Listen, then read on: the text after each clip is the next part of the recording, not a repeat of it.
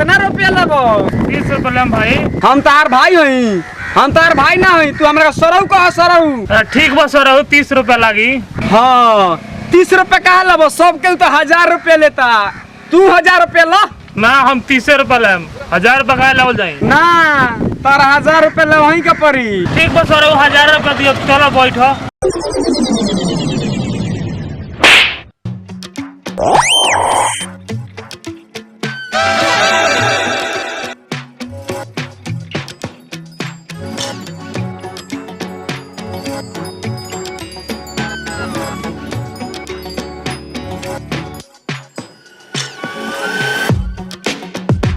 आई रे 6 महीना से तो बाहर होनी हो, इतना ना पैसा कमा ले बनी। अगर हंसते हंसते घरे जातनी तो गाँव में हमारे रिश्ते कार हो जाए।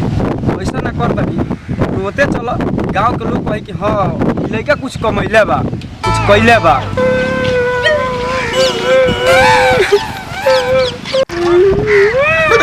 रे साला ते 6 महीने के बाद आवता रही तोर गांव में इज्जत कार हो जाई। देख हमरा के जौन ट्रेन से जानी वे ट्रेन से वापस चलावनी।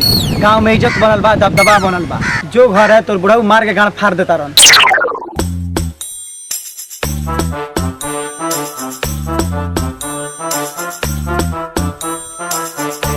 प्रणाम बाबूजी। अरे कोनो सारवा नानू देखलक हो? रे सारवा हमरा के प्रणाम काय कर लियो? हमरा के गांव में इज्जत रह देबे कि ना? फिर प्रणाम कर इज्जत के साथ। प्रणाम सरऊ बाबूजी। खुश रह सरऊ, अब हमार नाम रोशन कर देलक। हईली पैसा। रे ई का रे? है पैसा लेके बारी, है गांव के लोग जान जाई त हमारी इज्जत ना रही। है पैसा वो नहीं कोनो के देगल रहती, कोनो जुआ खेलित, कोनो शराब पीत, कोनो मोबाइल किनित तो हमार शान बढ़ी। है पैसा हमरा के दे के तू बहुत बड़ा पाप करतरी। हई पैसा घर ढलवाओ खातिर लिया बनी। चल आई देख त, आई देख त घर। देख आई घर निचला भीख मांग के ढलवाले बानी, ऊपरला घर देख। आई देख आई देख आई पूरा चाउर भीख मांग के चकले बानी, ऊपरला घर ढलवाओ खातिर। तू कहतारी कि तोरा पैसा से घर ढलवाली, हमरा ना कटवाओ के बा। आई ले अब तू अपन पैसा ले दो, कोनो सरवा के दे दे। गांजा पी, दारू पी, मरी तो हमार नाम रोशन होई। एगो पुण्य के काम होई।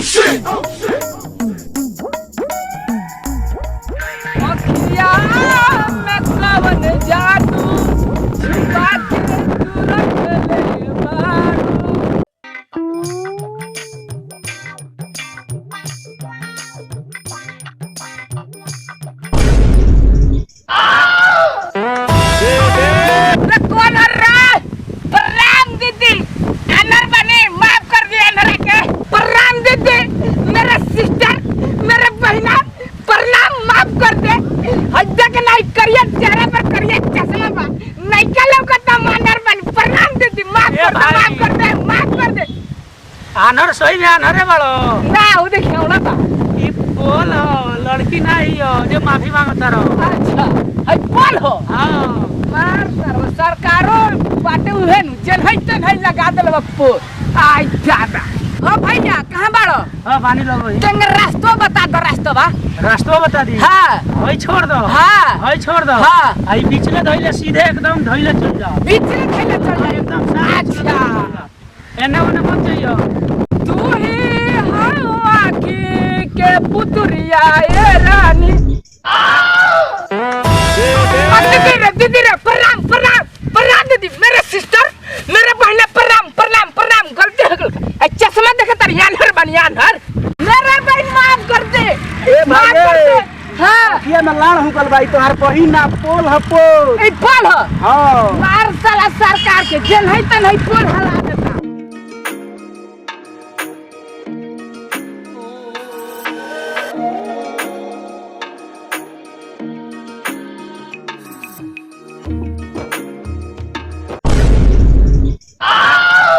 इस साला फेंक पोला गोल का दिन के रुक साला अपना चेक के कोला तनी।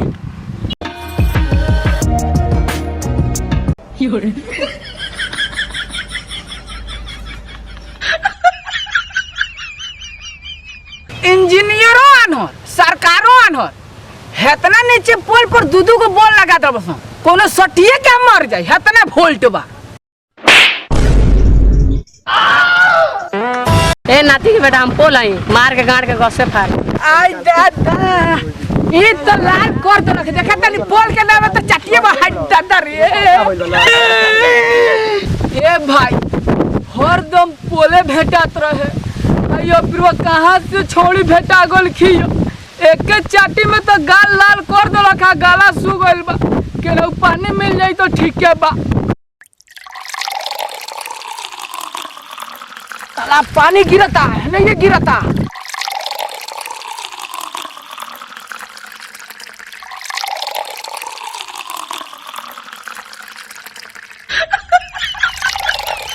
बाप रे पनिया बहुत गरम बा चाय तो ऊपर से घाम उगल बा उहे से गरम हो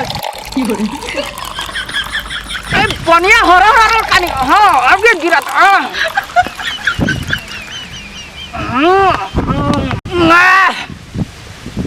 अरे सारा पनिया नून छार का लागत होई रे ए जाय तो प्यास मुझ गइल अब चला माई रे माई रे केले बाड़ी रे निकल ना माई माई रे ए जी सुना तनी का हो कोहर ना 6 महीना हो गइल बा बेटा कमाए बाहर हां यही जान लोग जाता और लोग लइका जाता रसो आज जाता रसो काल चल आवता रसो आज 6 महीना गइले हो गई अगर आज काल जाई चल आई तो हमनियो के इज्जत बचल रही पूरा इज्जत नीलाम कर देले बानू बेटा लोगनी जगह भोलवा के आज जाता बिहान चलावता ओकरा बाप मातर के इज्जत बचल बा हमार सरवा बेटा बा कि 6 महीने से गइल आज तक ना गइल हमार इज्जत पानी सब माटी मिला देले बा माई रे केले बाड़ी तोरा ला लुके ले चल बानी रे अब हो अब कहला